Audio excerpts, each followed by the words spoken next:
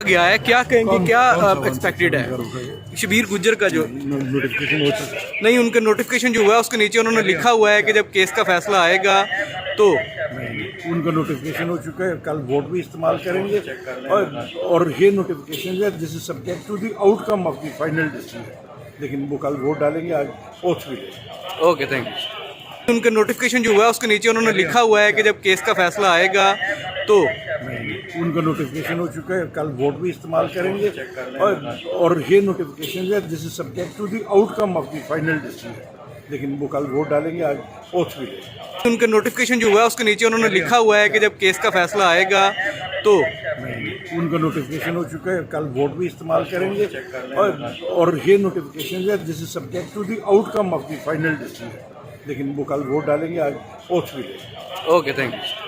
उनका नोटिफिकेशन जो हुआ है उसके नीचे उन्होंने लिखा हुआ है कि जब केस का फैसला आएगा तो नहीं, उनका नोटिफिकेशन हो चुका है। कल वोट भी इस्तेमाल करेंगे और ये नोटिफिकेशन है this is subject to the outcome of the final decision, लेकिन वो कल वोट डालेंगे, आज ओथ भी लेंगे। Okay, thank you.